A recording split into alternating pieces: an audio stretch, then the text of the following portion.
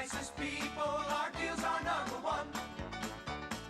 You'll love Dave's, Minnesota and Red City. We make shopping for your pet fun, fun, fun, fun, fun. We're filming.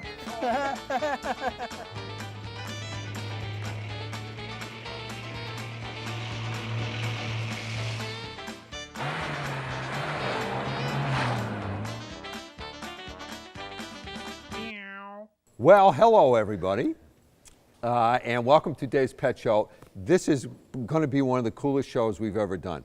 We have a veterinarian with us who, where'd you come in from besides Cornell last night at 2 o'clock? Spoke at Penn yesterday, University of Penn, and then Cornell last night, and I'm a Kansas City boy. That's Kansas City, all right. So this is Dr., can I just call you like Dr. Micah? Is that Skip good? the doctor, that just means I owe a lot of money. So Okay, all right, it's okay, Micah. it's just Yeah, Micah. yeah. So Micah works with one of my favorite companies in the whole world. Oxbow makes stuff for food and bedding and all kinds of stuff for small animals that we have been carrying for years when they were just a tiny, tiny little company. And this is truly one of these companies that has grown without advertising, really, without just because stores like ours understand how good this product is, and we have just pushed the product. Been very well. So I am honored that Micah came here. He drove in from Cornell last night, got here at 2 in the morning, and is here to talk about everything from nutrition to why these products are different, what you should feed your small animals, if you should buy gold or not, if it's going to go what the stock market's going. I mean, like, he's like really smart. Open-ended. Anything's fair game. Yeah. So first, tell me about you. Wow, that's pretty easy. Yeah. So I'm a veterinarian, graduated from K-State, went out and practiced, and I started seeing exotics, and I knew right away that if I'm going to see exotics, so when I say exotics, rabbits, guinea pigs, chinchillas, it starts with nutrition. I mean, if you're not feeding the animal correctly, so many of the diseases we see are directly related to nutrition. So I, as a veterinarian, said I want to carry what is the best product, and that's how I got to know Oxbow, was just doing my own research and starting to sell their products, and then as fate would have it, I moved back to Nebraska where Oxbow is based, and one thing led to another, and here I am. So when you were in your practice, you were in obviously a private practice, and you decided that small animals are that's what your first love, I guess? Yeah, well, really it was about opportunity. It was about, everybody's been seeing dogs and cats. There's nothing new there. There's nothing unique. But really in the last 8 to 10 years, 15 years, this category of animals has just exploded. Yeah. And the great thing about it is that the type of owner that's having these pets wants high quality care, wants good veterinary recommendations. So for me, it was about how am I going to get my first job? Right. This is it. Understanding these animals. Cool. Yeah, and if they've got a dog or a rabbit or a guinea pig, they've got a dog and a cat. And if I'll see their rabbit, I'm going to see their dog and cat as well. So it really worked out well, and we just continue to see tremendous growth, as I'm sure you guys have seen in this category. People are really saying, so you know what's really cool pets. Is Oxbow products. If you have a rabbit or a guinea pig or any small animal, you can feed the absolute best stuff in the history of the world. It can be the most expensive stuff, and you still don't spend any money. Yeah. The reality is that our goal is to start with what's nutritionally correct for the animal. So let's go through that. Yeah. Let's start with guinea pigs. We do a lot of guinea pigs are one of my favorite animals. Yeah. And when you think about guinea pigs, the first thing, just like rabbits and guinea pigs, that comes to mind is they're an obligate herbivore. So plant material is what they're designed and what they need to eat. And that really starts with hay. So when they're out in the wild, they're eating different types of hay, different types of grasses, different types of forbs and shrubs. So we really want to start the base of our foundation being hay. And we want that hay available all the time. So any of the grass hays, whether we're talking about Timothy or orchard or oat or organic, any of those grass hays should really be the foundation of their diet and available to them 24 hours a day. Yeah. Okay. And then we're going to couple that with... So that should just be in the bottom of the cage all the time. Yeah, they should have access to it, because again, that allows them to forage and to graze. We want to constantly give them something to do. And by having hay available, they can eat when they want to. They're keeping fiber into that system, and fiber is what keeps their system moving. That's what's really, really important. Plus, it gives them something to do. It keeps them active. Should you put some prunes in there as well? Or? If they're not regular, I mean, I know that's important for your diet. I'm not quite sure about a guinea pig, but no. Okay. But actually, that brings up a good point, because a lot of people think, okay, if I'm going to feed hay, then I should feed fruits and vegetables. Yeah. Well, small amounts of vegetables and greens, like red leaf and green leaf, are great, but fruits are actually something we want to stay away from. The sugars that are in fruits can sometimes cause problems. So in small amounts, it's great, but that's all it should really be. A couple times a week, but not every single day. Okay, and Yeah. probably berries rather than... Yeah, you want to stay with the strawberries, small Yeah. amounts of apple, small amounts of banana, those types of things. Try to stay away with anything that has a seed. So the citruses and the grapes, I try to stay away from in general. Yeah. Oh, that's very cool. Yeah. So tell me about this, because this gets confusing. Can you use that? You can't use this as bedding in the Yeah. cage, or can you? Well, the inevitable fact is that they're going to eat it, and they're going to lay on it, and they're going to sleep on it, and they're going to poop on it too. Right. Yeah, I mean, they're not Right. picky. They're Right. easy to work with. Right. So the reality is that we just want fresh, clean hay in there all the time. Okay. They're going to poop and pee on some of it. That's what they like to do. But we want to make sure there's clean hay for them to eat, whenever they want to do Okay. that. And another important point is, again, the type of hay, whether it's Timothy or Orchard, any of those grass hays are good to feed. Different Should you taste. alternate 'em? Absolutely, yeah, and that's the key, is different taste, different texture, Yep. different smell, but Yep. nutritionally, they're identical. All right. So it allows us to interchange and mix them up, which is good enrichment for the All right, animals. so I have my hay in there, Mm-hmm. Yep. and what do I feed them for regular food? Well, again, starts with hay, and Yep. fiber is what we're Yep. after. Yep. The next part we really want to Yep. look at is a pellet. And so Okay. when we talk about a pellet, the important thing to start with is a uniform pellet. So when I say uniform, all of the pellets look identically the same, as you can see there. Yep. A lot of the common products out there are mixes, where you see a little bit of dried fruit, a little bit of seeds, and those types of things. The problem with that is that these guys pick out what they like, just like when you and Yeah, I yeah. go to the buffet, we Yeah. don't take one scoop of everything. They pick out what they like, and they eat only the high calorie, the low fiber nutrients, sure. which are not good for them. Right. Same thing as you and I. Yeah, absolutely. The reality is that we want a uniform pellet so they can't pick out what they like. So the pellets are going to contain not only fiber, but that's where we're going to get our vitamins. That's where Yep. we're going to get our minerals that we're not getting in hay. Okay. The key with that is just feed the recommended amount. A typical guinea pig, when you're feeding a high quality pellet, is only going to get an eighth of a cup a day. So it's a very small amount of their diet, because we really want them focusing on the hay as the primary intake. But this is essential, and especially with guinea pigs, they require vitamin C in their diet, just like you and I Right. do. So they have to have a good high quality pellet that has stabilized vitamin C. Otherwise, they can run into problems. And over so the long haul. we do run into this, and it's like we have to. A lot of people come in, they have a rabbit or they have a guinea pig, and rabbit food looks like Yep. guinea pig food, and they say, well, what can be the difference? Yeah. Rabbit food's cheaper. Yeah. I buy the rabbit food. And we Yeah. say, don't do that. Yep. Yeah, and that's a really important thing. Nutritionally, they're both herbivores. They're very similar, but Yeah. rabbits can actually synthesize their vitamin C, so they don't need it in their diet. Guinea pigs have to have it in their diet.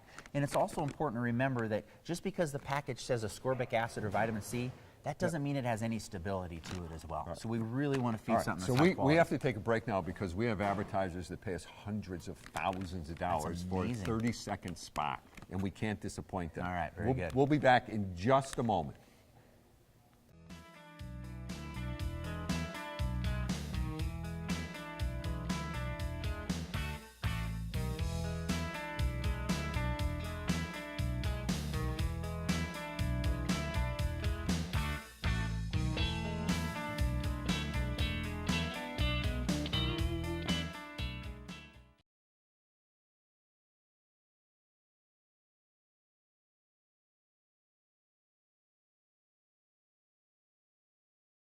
Right, so hi everybody, we are back. You can hear the blow dryer in the background, but that's the way it is when you're doing live TV. So if you just tuned in, I'm here with Micah, who's we're very excited to be a veterinarian specializing in small animals. In your world, do they call it small animals? Because small Yeah. animals means dogs Yeah, too, right? That's a great point, and I get that confused all the time. Right. Small animals to us is rabbits, guinea pigs, and chinchillas, but in Like your us. world, I know it's dogs. No. Oh, In it our is? world, it is Oh, right. Good. You right, do it right, right. right. So we do it right. Good. Okay, so we're talking about guinea pigs. Yep. And what else do you want to? Well, we hit on the hay, and the hay is really, Yeah. really important. Yep. One thing I didn't mention is, there's different ways to offer hay. So we want free choice hay available, and this is a good example of a loose hay. There are also examples like this product where the hay has been compressed.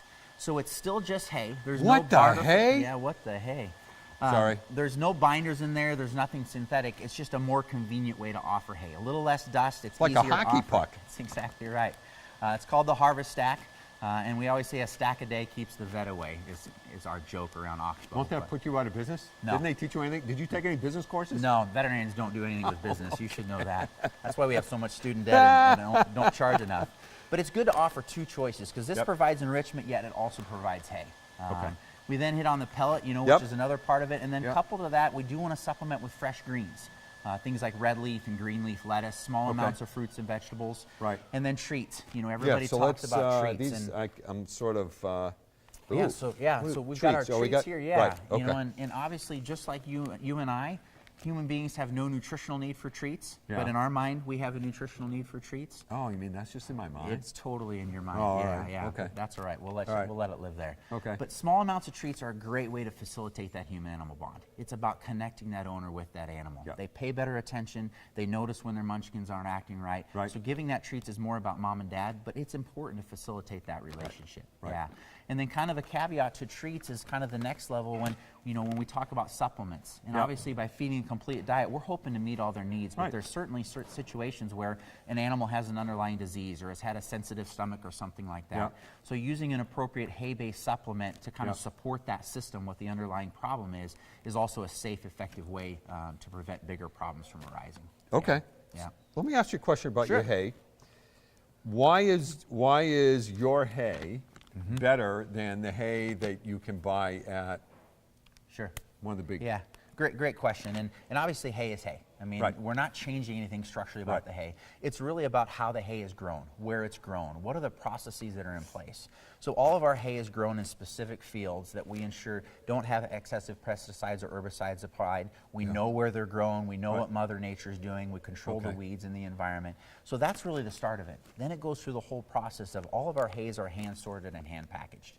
We want to pull out any of that foreign material, whether it's a tumbleweed that came in there or Okay. you know, something like that. So it's really about controlling how the hay is processed and how it's handled. Right. Because we know Okay. when we do that, we get better palatability, we get better intake, which we know is And so then nutritionally it correct for the also, animal. so we do this with dog food too. If your dog food is denser nutritionally, even though the bag may cost you more, Yeah. it lasts longer Exactly. because the animal doesn't Yeah, have to use exactly. as much. And we don't cut or chop our hay either. Again, we want to keep that nice long stranded source because Yeah. again, it's more palatable for the animal. When you That's the way start they cutting like and to eat it. chopping the hay, it dries out, it gets harder, it's not as soft and sensitive on their mouth, and all that affects how much they eat. That's at the root of it. We want them eating as much hay as we can. Okay. So let's go now to rabbits. Yep. So do rabbits Absolutely. Yeah. basically the same idea, Yeah, right? basically the same idea. Again, obligate herbivore. So Yep. fiber is at the Yep. root of it. Coupled to a uniform pellet. Yep. The key with rabbits is that we want to feed the pellet based on age and weight. So that's one thing we didn't mention earlier is that just like you and I, when we're growing, we have a higher caloric Yep. need. So Yep. in the younger animals with rabbits and guinea pigs, we're going to feed a pellet that's going to be alfalfa based. A little lower in fiber, a little higher in protein and calcium, and then when they become an adult, we're going to move to a pellet that's grass hay based, higher in fiber because they don't need as many calories, Oh, as much okay. calcium and energy. Same as you and I. I mean, you and I needed more when we were growing, but now that Yep. we sit on the couch and watch Seinfeld, we Yeah. don't need quite the same calories. Yeah. So what I do want to ask you is when you get this is not nutrition, but this is about the animals. Yeah. Guinea pigs are better alone or with another Yeah. another guinea pig Yeah, or great question.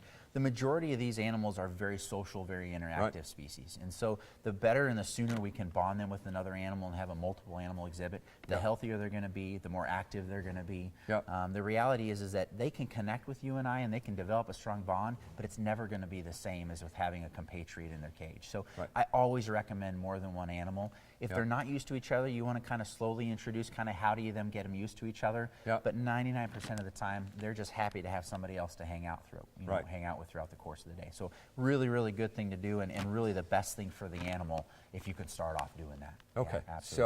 So and they need a ton of exercise, right? Yeah, and that's the other thing too is that in the wild these animals are constantly active, constantly moving around. So we want to do everything we can to stimulate that. That starts again with hay, having ample hay, Yeah. and then doing things to enrich them, getting them out of their cage, letting them run around and play on the ground as long as it's a safe environment.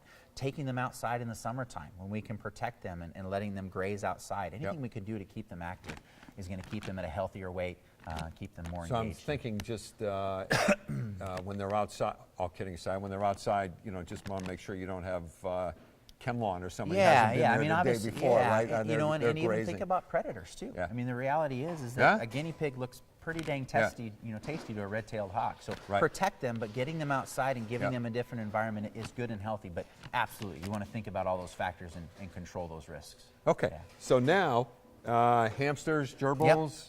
Yeah, and so when we talk about guinea pigs, rabbits, and chinchillas, obligate herbivores, kind of in the same category for the most part. When we move down to those rodent species, so hamsters and gerbils, rats and mice, still mostly herbivores, but they're a little more opportunistic with being an omnivore.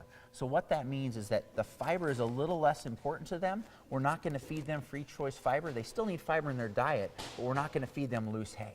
What we're going to really reach out doing is something like this.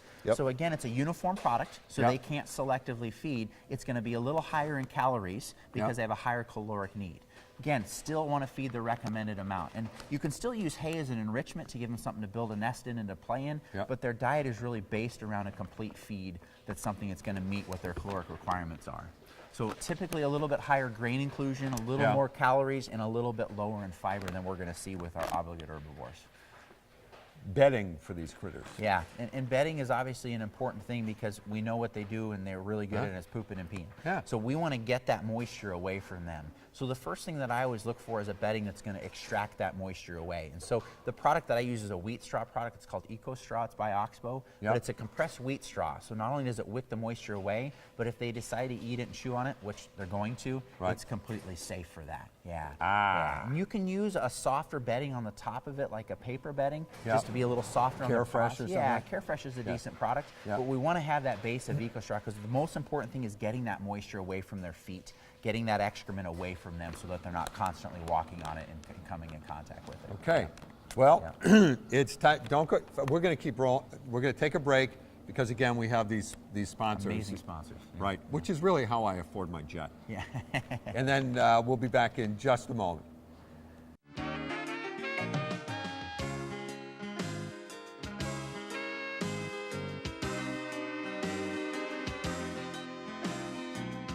Dave Soda, Pet Food City, yeah.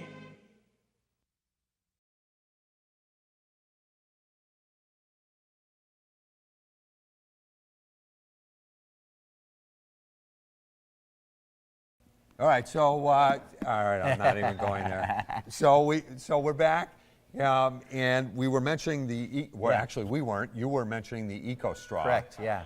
So again, basically a very, very simple bedding. It's a compressed wheat straw bedding, so a very safe ingredient, but it does a very good job of wicking moisture away. So it pulls that moisture away, and it actually clumps, which is nice too because you can actually scoop out the area. They tend to go to one area in the cage. That's kind of their bathroom, their latrine. They like to go in one area, but this bedding clumps up so you can scoop that moisture out without necessarily having to change the entire bedding in the cage.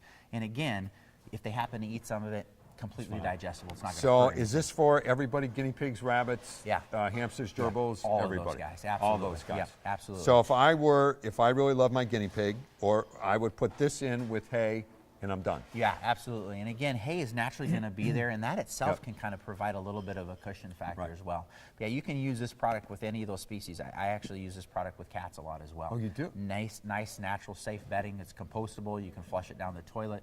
Oh, and again, cool. yeah, it's again very, very. And I absorbent. assume, folks, because this looks like a small bag, but it's heavy. There's a 20-pound bag. It's like too, 40 pounds. Yeah. There's also a 20-pound bag as well, just for more of a. And this will last. Depends on how much you're going to use, obviously. I'm wondering like 3 or 4 times longer than a regular. You're talking about a typical hamster, because again, it allows you to just scoop out the area. That's the one problem with the paper beddings and the wood beddings. The moisture spreads out a lot more. I'm glad you said that. So you have to inevitably scoop out a lot more. And talking about wood beddings like shavings and pine, I really recommend against those for a lot of reasons. A, they're not absorbent. They don't pull the moisture away, it just spreads out. B, a lot of those have additives added to them, so chemicals that we don't want the animal around. And then the last part is, especially like cedar shavings naturally produce some very aromatic aromas. And you think about that out in the big outdoors, no problem. We put that in a cage in an environment, it's very, very potent. We see a lot of respiratory disease in rats and mice, and I think one of the predilecting factors to that is those aromas that bedding is producing. So I know that. No, I mean, we don't do it anyway, but just for folks, if you're out there watching, no cedar, period, end of story. Even pine, right? Yeah, and it's less expensive. For small animals. It's less expensive. You're going to pay for it on the back door because you're going to have an animal who's going to be predilected to problems. Yeah, absolutely. So not an area to scrimp. I think that's a veterinarian word. What is it? Predilected? Predilecting? Yeah. Yes. Sorry, I try not to use those big words for you. Yeah. Woo, baby. That's how I make my education feel like it was worthwhile. Now, So here's another thing. So this one is in a different color bag. Yeah. So what's up with this? So again, you know what this is we know nutritionally what's correct for rabbits and guinea pigs. We know high fiber, low protein, Yep. low calcium. This is about offering different ingredients. So a different taste, a different smell, but still sitting at that same nutritional profile that we know works. So when you think about this product, and even the certified organic product we have, nutritionally, they're all identical. It's about a slightly different taste using slightly different ingredients. It's really about giving the owners a choice. Okay. And you know, animals can be pretty dang picky. Yeah. And Yeah. so sometimes they'll just like the flavor of something like this that has some rosemary and thyme added to it, a little bit different palatability, Yeah. just to give them an option. Still important to feed just the recommended amount, and again, maintain hay as being our staple diet across the board. Right. Yeah. So this has nothing to do with small animals. I was just showing Micah some food, some of the day's food, and he just sort of said that really dogs and cats should be on canned food rather than dry food anyway, huh? You know, and this is a soapbox of mine. The reality is, especially with cats, they're an obligate carnivore, just like a ferret. Yeah. So their nutritional needs for fiber and carbohydrates is all the way down here. But yet we know with an extruded product that starches are required for that. Right. So, Extruded means a dry, folks. right, a dry product. Right. Yeah, yeah. And a starch is required because you got to form the kibble. You got to bind the kibble together, Right. but we know nutritionally Yep. those animals don't require those. So it's kind of a trade-off. I mean, the convenience of a dry product and the Yeah. shelf life, but the reality is that unfortunately, at the root of it, that's not nutritionally what's probably natural for these animals. So Right. a combination of a canned product, especially in cats, I mean, a canned product is far closer, especially if it's high meat, Yes. to what a Which is cat the would key, nat- is yeah, the high- Absolutely. is That's the- what's natural to them. They're an obligate carnivore. They're not designed to eat Right. plant material and grains in the wild. Right. Yeah. Right. Now, dogs are omnivores, so they're a little bit closer to that. Yeah. But we really want Still to stay should be away. on a can. Absolutely, absolutely. It's just closer nutritionally to what they need, Right. and healthier. Again, hydration intake is important Yep. in all of these animals. Yep, yep. So what I find very cool about you and about the company is, and I don't find this often, is number one, and this is purely selfish, but you guys have said that the independent dealer is who's going to sell our product. Yeah. And so you like protect us. Well, it's really about education. I mean, because again, there's 150,000 products out there. Yeah. And mom and dad come in and they're like, you know, what's my choice? Right. We need to educate them, because if they understand what's correct for the animal, Yep. they're going to feed the animal better. It's going to be healthier. It's going to come see me less, which is great for everybody. Well, I Right. guess except for me. Except for you. Right. But it's going to live longer. And we realize that independents typically are going to take the time to spend that time with that owner, to provide that education. So instead of them just grabbing something, Yep. they have an understanding of, why am I grabbing this? Why am I buying this? Oh, because this is how it fits in their GI tract. It's Right. about education, and, Yep. and that opportunity is limited in perspective, but we want to take advantage of it. And we know that independents and, you know, pet stores like yourself, Yeah. do a great job of that. Okay. So in your opinion, I hate to put you on the spot. You're going to do it anyway, though. I am. Yeah. So Christmas is coming up. Yeah. And I want to get my kid a little pet. Am I better? Now, we don't do rabbits here. Okay. We adopt rabbits and stuff, but rabbits are a ton of work. Yep, yep. Am I better off getting my young kid a guinea pig or a hamster or gerbil? Yeah. What's your recommendation? Again, and I would back that up a little bit. It doesn't matter whether you're an adult or a kid. Look at what you're capable of and what's your house like. What are you capable of handling? Whether you're thinking about a dog, a cat, a bird, or whatever the case would be. But talking specifically to what you're talking about, Yeah. guinea pig is my go-to. And here's the reason why. First of all, they're inexpensive. Yep. They're easy to get. They're very, very, generally healthy if you Yep. feed them correctly. Very sociable. They want to interact. They want to talk to Never you. met a mean guinea pig. Yeah, I mean, and the Right. cool thing is they'll tell you what you're thinking. I mean, Yeah. they'll talk to you, and if they're not happy with you, you're going to know, and you better do something Yeah. about it. But they do it in a very cute way. Easy to handle. I mean, Yeah. very, very docile. So children, as long as they know how to correctly handle them, can easily handle them, get them out on the floor and play with them. Yeah. And again, just very, very healthy animals. Long lives. Get two of them, though. Yeah, 6 to 7 years. I mean, Yeah. so they're not going to live for Right. an eternity, but that's Right. a long enough time that they can really develop that bond. Right. And I would absolutely start with 2. Yeah, Yeah. I mean, you're going to have healthier animals. You're not talking about buying that much more food that you're already I buying. know, and it's a guinea pig. Yeah, it's that's- not like that's right, exactly it's an extra right. 25 cents a day or Yeah, whatever. and they're it is. clean, and they're Yeah. clean, and they take care of themselves, and Yeah. they're easy to take care of. And you know, if you're going to be gone for a couple of days, as long as you're providing good amounts of ample hay, they're going to do just fine. Ah, right. So you know, again, you got to set them up for Right. success. You got to have the right cage, but Right. it's not like a dog where you have to, you know, either you Right. take them for a walk or they're going to do their duty wherever they want Right. to do it. Yeah. Right. So great first pet. I like rabbits as well, but I think a guinea pig is a great starter pet for a lot of kids. And hamsters and gerbils sometimes can be nippy. Yeah, and you know, again, a good pet, I Yeah. really don't think they're a great first-time pet. They're very cute to look at. Yeah. They're not always the most favorable for wanting to be handled. Yeah. And we want a situation where not only can the Yep. animal be comfortable, we want that child to be successful as Absolutely. well and to have a good Absolutely. experience so they can develop into a good pet owner Right. over the long haul. Yeah, Right. so Okay. I think a guinea pig is probably Okay. the best bet. And you know, rats are really, I know really they right are. up there too. I know Yeah, they are. yeah. We have the rat societies and stuff. Yeah. So that's it. Time is up already, huh? So everybody, I want to say thank you. I'm really thrilled that Micah was here. He made a special trip. It's like a 6-hour drive last night or something crazy like that. Yeah, it was a little bit of a road trip. Yeah. All right. He's my hero. So anyway, have a great week, folks. And Joe, is this on before or after Thanksgiving?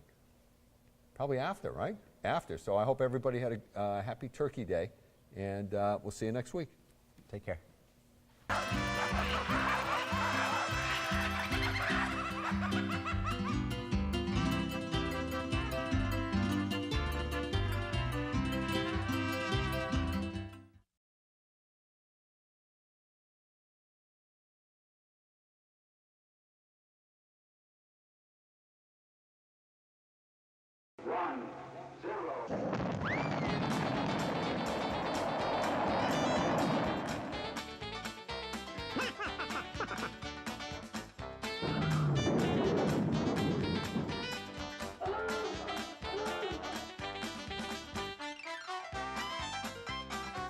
Whee! Yaha! Hi, fellas. What's up?